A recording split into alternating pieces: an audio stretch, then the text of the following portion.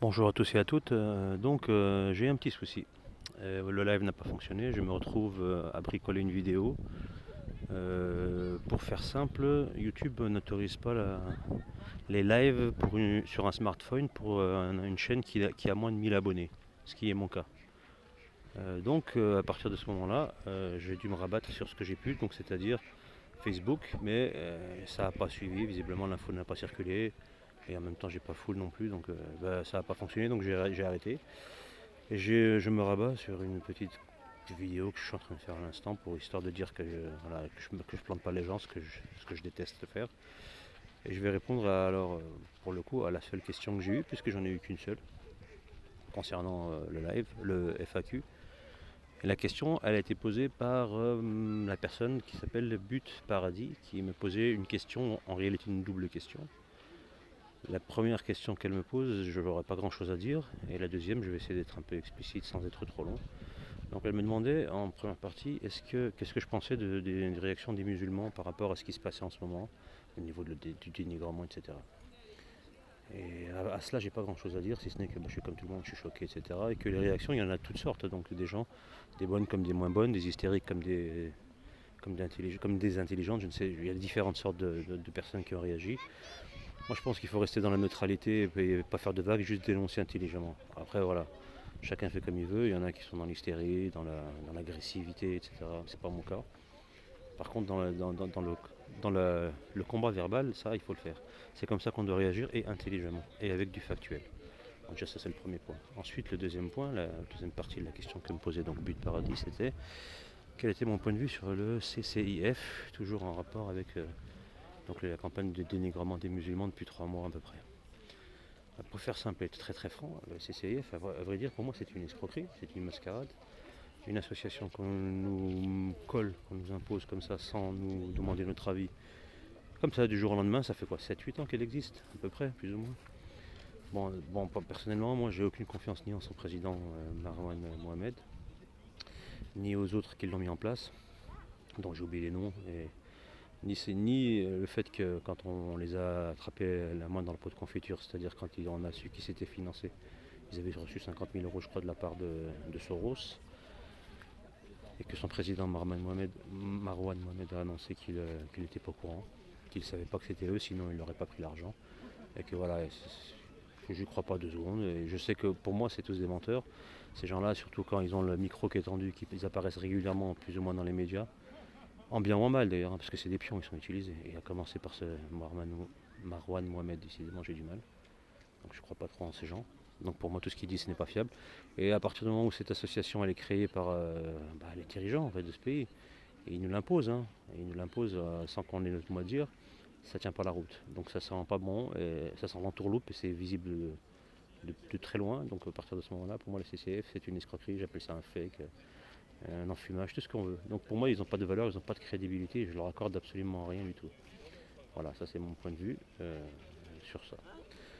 Donc à partir de maintenant, j'arrive à un moment où je n'ai plus d'autres questions par rapport au FAQ, parce que fake ça fait bizarre, parce que le but de la vidéo c'était quand même un FAQ. Donc si j'ai pas de questions, c'est un peu chiant. Donc j'attends toujours. Et le problème c'est que j'ai absolument rien à dire de particulier, si ce n'est que je vais parler tout seul. Donc je ne sais pas si c'est intéressant. Donc à partir de maintenant, je vais essayer de. J'ai pas grand chose à dire. Donc quitte à tourner en rond, ça sert à rien. Donc je vais faire très simple, je vais pas m'éterniser. Je fais une petite visite pour savoir. Donc là, je sais pas si pour ceux qui connaissent un petit peu l'endroit, ils ont peut-être reconnu le lieu. Pour les autres, ils vont peut-être le découvrir. Je ne vais pas faire une vidéo reportage non plus, hein.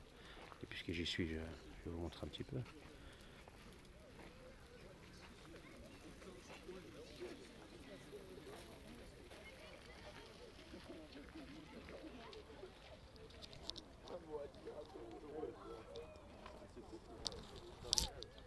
Pour ceux qui n'ont pas reconnu, on est au parc de la Tête d'Or à Lyon. Donc là, on a l'enclos des biches. Voilà, elles ont un très grand parc. Elles sont. Bon, c'est dans plusieurs hectares, hein.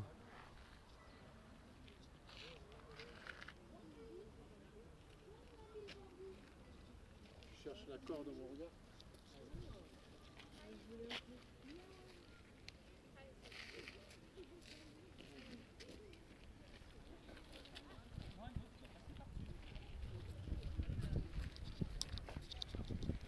Donc voilà, pour ce qui est de ce mini FAQ, de questions, 5 minutes de réponse et une vingtaine de biches. Donc c'est un mélange assez hétéroclite qui n'a pas grand rapport, hein.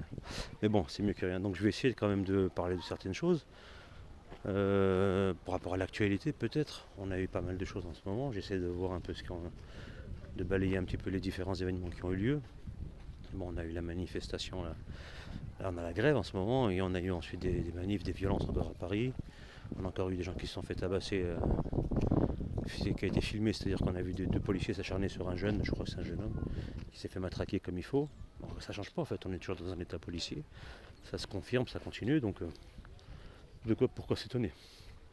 S'il y a encore des gens qui s'étonnent à chaque fois, ils voient les violences policières et ils montent au créneau pour les dénoncer, mais on tourne en rond en réalité, on le sait, ça ne changera pas. Ça va continuer dans ce sens-là et dans le mauvais sens, donc petit à petit, donc rien de nouveau sous le soleil. On a beaucoup de choses qui se passent au niveau des dirigeants, au niveau des lois. Par exemple, on a eu récemment, la semaine dernière, une espèce de... Comment elle s'appelle cette loi?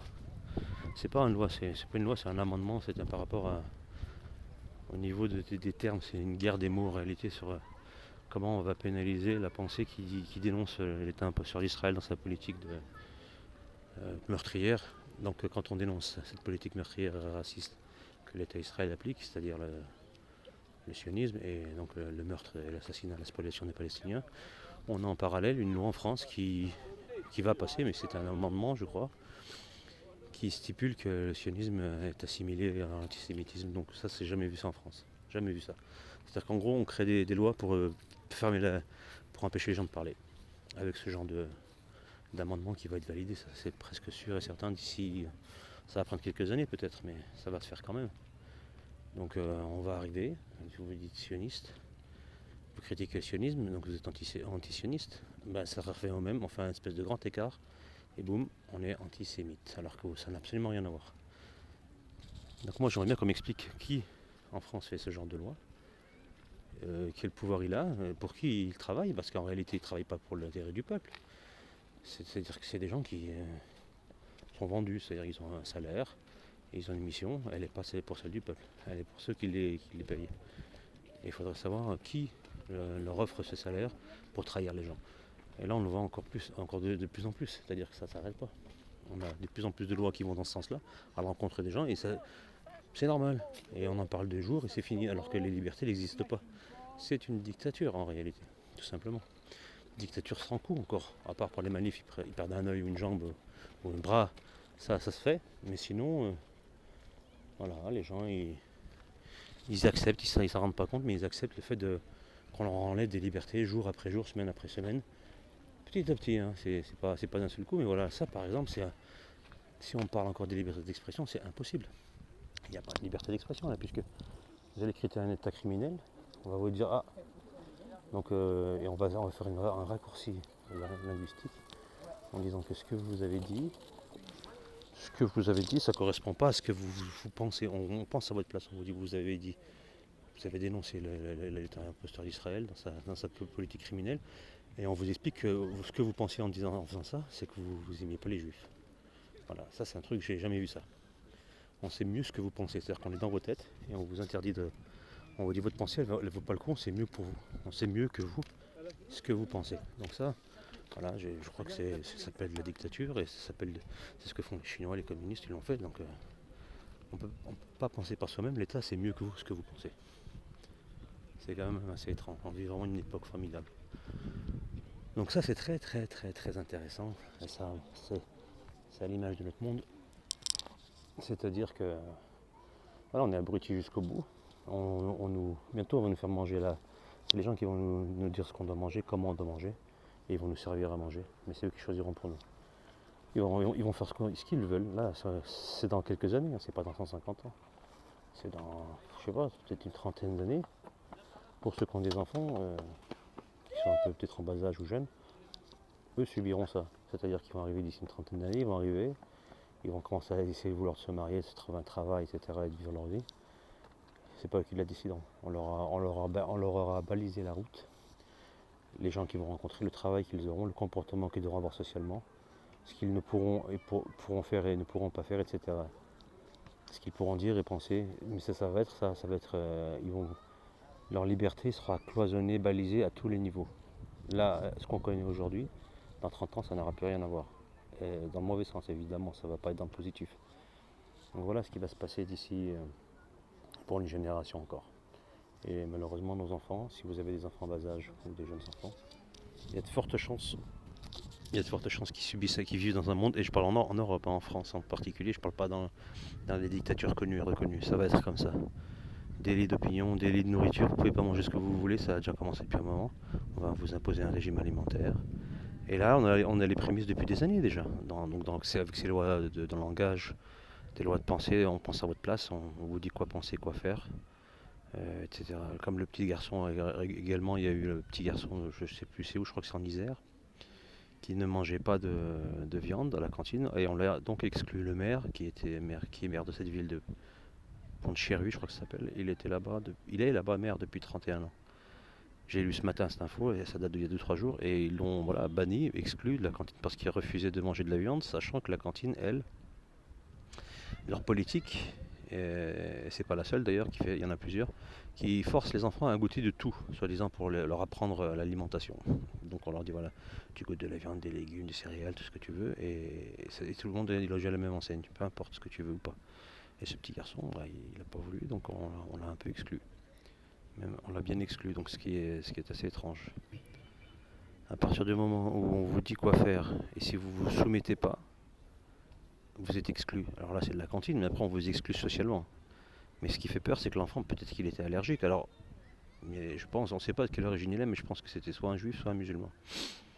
Et donc, parce que l'avocat qui représente la LICRA, il va porter plainte contre l'école ou contre le maire, je ne sais plus, ou l'établissement de cantine, je ne sais plus contre qui il va porter plainte, mais il va porter plainte et c'est un représentant, c'est l'avocat de la LICRA. Donc voilà, ça c'est ce qui se passe en ce moment. Voilà. Vous ne pouvez plus manger, vous ne pouvez plus nourrir vos enfants comme vous voulez.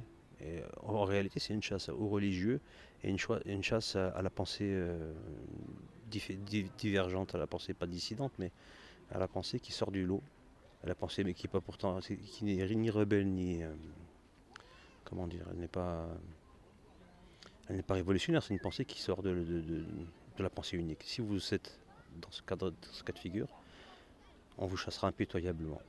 On vous exclura, on vous refusera des aides, on vous fermera les portes de tout ce qui vous insère socialement, que ce soit professionnellement parlant, ou économiquement, ou culturellement, ou socialement. Ça va arriver et ça arrive déjà. Et ça se fait, on a différents exemples qui arrivent assez rapidement, assez récemment. Donc voilà, on est dans ce cas de figure-là et ça devient pathétique, c'est triste. Et c'est que le début. J'ai horreur d'être, comment on dit ça, défaitiste, de dramatiser, etc. Mais malheureusement, on est obligé de reconnaître ce genre de choses. Et c'est tous les jours, tout le temps, toute l'année. Il n'y a pas un jour où on ne progresse pas dans ce sens-là, avec des petites lois, des petits décrets, des petites situations comme ça, qui font ensuite des jurisprudences et qui mettent le débat public, qui engorgent le débat public sur un élément comme celui-ci. On en parle, et ça rentre dans l'esprit des gens, puis on leur fait comprendre que voilà, on leur explique de cette manière ce qu'il faut faire ou ce qu'il ne faut pas faire. Maintenant, les gens vont comprendre. Ceux qui ne se rebelleront pas, évidemment, ils vont comprendre qu'à la cantine, on mange ce qu'on leur dit. Peu importe que vous soyez bouddhiste, végétarien, hindouiste, peu importe. Ou catholique, athée, juif, ce que vous voulez, ça ne marchera pas comme ça. Vous devez faire manger aux enfants. Si vous ne voulez pas avoir de problème, ne pas faire de vagues, etc. Alors là, c'est pour la cantine, mais on peut partir dans plein de domaines. Hein. Dans tous les domaines qui peuvent exister dans la vie, il va falloir comprendre que voilà, il y aura ce genre de situation qui va se présenter. Et ce sera imposé.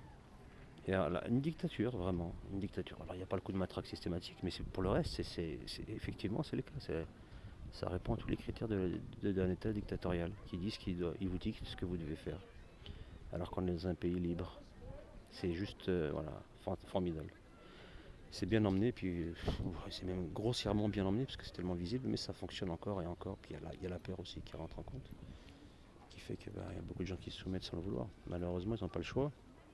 Et ça donne voilà, des espèces de moutons à deux pattes qui acceptent tout, même s'ils se rebellent ou ils percutent qu'il y a quelque chose qui ne va pas, ils vont le prendre sur eux, ils vont accepter.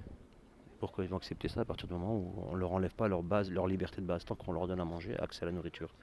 de manière correcte, c'est-à-dire sans avoir de carence alimentaire, on leur offre ça. On leur offre également du loisir, la possibilité de se distraire par exemple dans les soirées boîtes de nuit, les endroits alcoolisés ou les pubs et tout ce qu'on veut, et tant qu'on leur propose du sport et de la distraction dans ce genre-là, accessible à un minimum avec les concerts de musique, les machins, etc. Voilà, ça va, ils acceptent. Et s'ils peuvent un peu de temps en temps sortir un petit peu, faire un petit voyage dans un pays sous-développé qu'on a maintenu de manière sous-développée pour pouvoir ensuite, avec leur salaire de misère en euros, partir chez un pays encore plus pauvre pour se donner l'illusion qu'ils sont riches, c'est acceptable. Voilà, et ça marche. On est toujours comme ça, ils vont à Bali, pas à Bali, ils vont à Phuket, ils vont à Punta Cana, ils vont à Marrakech, ils vont comme ça, ils vont dans ce genre d'endroit, ils vont en Égypte, enfin plus trop maintenant, mais voilà, ce genre de pays, en Grèce, etc. Ou en Turquie, qui est au passage un très beau pays. Voilà, on peut aller voyager, et ce qu'on ne peut pas faire dans notre propre pays, ben on le délocalise dans ces pays-là qu'on a maintenus pour diverses raisons et de différentes manières à un niveau moindre de société européenne, et ça permet de donner l'illusion aux pauvres Européens qui commencent à devenir des moutons dans leur propre pays, d'avoir l'illusion de ne pas être complètement pauvres en réalité et d'aller ailleurs faire ce qu'ils ne peuvent pas faire chez eux. Voilà. Ça c'est formidable. L'ingénierie sociale elle est vraiment mise à un niveau dans ce genre de situation. Donc voilà, on a ça avancé pour revenir à ce que je disais par rapport à ce qui est tout ce qui est voir le monde en noir et tout ce qui est alarmiste, etc. Genre la troisième guerre mondiale, ça arrive, machin, extermination, ça je supporte pas, j'ai jamais aimé. Alors que on peut bien reconnaître des choses catastrophiques qui arrivent, des choses sombres qui se présentent, etc. Et reconnaître tout ce qui fonctionne pas de souci. Mais d'aller de là à dire oui, la semaine prochaine, dans 3 mois, dans 6 mois, c'est la guerre mondiale nucléaire, on va tous mourir. À l'instar de ce que font pas mal sur le net et d'autres dissidents, comme Alain Soral par exemple, qui était dissident. Bon, je ne vais pas prendre un autre mot parce que je n'ai pas envie de faire une digression de 15 km, mais c'est ça. Ils sont là à faire affoler les gens, ou l'autre marin de San Giorgio, là, le fourré survivaliste qui a un jardin dans un état pitoyable, il ne sait même pas jardiner, mais il veut survivre dans ces montagnes suisses en mangeant des boîtes de conserve parce qu'il ne fait rien pousser ce blaireau. Et cet arrogant soumis à Israël, cet agent israélien à son niveau, parce qu'il est risible, c'est un sayanim au rabais. Voilà. Ce blaireau là, ou ce genre de blaireau, ils sont là à faire peur à tout le monde en disant c'est la première fois, dans 3 mois c'est la guerre mondiale, on va tous mourir, etc. Ou d'autres qui voient des signes kabbalistiques apparaître et qui c'est la troisième guerre mondiale. Voilà, ça, ce genre d'alarmiste sur internet et dans la vraie vie, quand vous en croisez aussi, dans la vraie vie, je suppose que vous en connaissez, il n'y a rien de plus exaspérant que ce genre de personnes. Parce qu'ils sont défaitistes, ils vous flinguent votre morale, même si vous êtes quelqu'un de positif, ils vous phagocytent votre bonne zone, vos bonnes idées, vos bonnes intentions. Et à la fin, vous-même, alors que vous avez un peu d'espoir et vous essayez de voir les choses positivement, ça vous mange, ça vous met un coup au moral et après vous avez du mal à vous en remettre. Et quand vous en croisez tout le temps comme ça, c'est dur, ça devient des nuisances, il faut essayer de les éviter. Et moi je vais être surtout à l'opposé de ça, je ne supporte pas. Et surtout qu'ils se trompent beaucoup, ils se trompent énormément. Ils voient des guerres partout, arriver prochainement, tout le monde en masse. Il y aura genre la moitié de la planète ou je ne sais quoi qui va se faire exterminer. C'est quand même assez impressionnant parce que c'est des prophètes de malheur également, dans le même but. Alors ils prennent tout ce qui se passe dans l'actualité, les catastrophes, tout ce monde qui va se rendre dessus, les pédophilies, les banques qui coulent, les meurtres, les assassinats, le terrorisme, l'autorité qui n'existe plus, des enfants, des sociétés de jeunes, les générations de jeunes qui arrivent, qui ne respectent plus rien, qui veulent tout de suite, qui sont noyés dans la débauche, dans le je m'en foutisme. Et voilà, enfin, toutes les deux sociétés décadentes qu'on voit sous nos yeux actuellement, et le phénomène s'aggravant, là ils voient le tohu-bohu, on va dire, ce que les juifs appellent le tohu-bohu, c'est-à-dire le monde sans dessus-dessous, qui amènera à l'arrivée du Messie, donc aux grandes guerres d'Israël, et donc à Armageddon, et donc à la troisième guerre mondiale, pour synthétiser. Voilà ils attendent, on a l'impression qu'ils attendent que ça. Alors que on est loin de tout ça, même en prenant tous les éléments géopolitiques, en prenant tous les éléments qui vont dans ce sens, tout ce qui est religieux, tout ce qui est eschatologique, et donc géopolitique et tout ce qu'on voudra, ça ne va absolument pas dans ce sens-là. Et il y aura ce qu'on peut appeler une troisième guerre mondiale, mais moi je ne l'appelle pas comme ça. Pour moi, il n'y aura pas de troisième guerre mondiale. Je ne peux pas rentrer dans le détail parce qu'il me faut une vidéo de 3 heures, voire plus. Mais c'est une succession de guerres qui ont déjà commencé. Alors il y a plusieurs épisodes. Et la première et la deuxième guerre mondiale, moi je les inclus dans ce qu'on appelle la troisième guerre mondiale en réalité. Et c'est plusieurs étapes. Et il y aura plusieurs guerres qui ne seront pas dans le sens nucléaire mondial et tout le monde sera exterminé, ce sera un peu plus complexe que ça. Et là, on est déjà dedans en réalité. Et je ne suis pas le seul à le dire. Moi, j'ai une vision un peu en plus complexe et différente de ce qui se dit déjà. Mais voilà, dans l'ensemble, je ne suis pas le seul à le dire, et ça se dit depuis longtemps d'ailleurs. Mais je ne suis pas dans le truc guerre nucléaire, tout le monde va s'éradiquer, comme le rappelait, que je trouvais relativement éminent, mais qui pour moi s'égare de plus en plus, c'est Cheikh Imran Hussein, que je trouvais très pertinent sur certains points, mais qui est dans l'égarement le plus total sur ça. Il avait annoncé la guerre mondiale nucléaire en 2016, juste avant l'élection de Trump. Il s'est- Bon, bah, le parc il se ferme, donc je vais y aller. Je ne savais pas qu'il allait se fermer. Bon, Fermeture du parc, veuillez regagner les sorties. Le parc ferme à 16h, veuillez regagner les sorties. Fermeture du parc. bon, ils annonçaient pour 20h ou 17h, finalement c'est 16h, donc bah, on va y aller. Hein. Donc juste pour dire ça, que voilà, ce genre de personnes, elles sont nocives quoi, au niveau du bien-être de l'esprit, etc. En particulier chez Imran Hussein, que je reprends ce que je disais, qui lui ne s'est pas démenti quand en 2016, quand Trump a été élu, la guerre nucléaire, on l'a pas vu, donc on attend toujours qu'il explique. Il a continué à parler d'autres choses. Enfin, je crois je le suis plus trop. Hein, j'ai arrêté avec ses élucubrations sur la Russie, la Sainte Russie qui est un grand État, mais de là à faire sa coquiner avec l'autre, la Douguine, etc.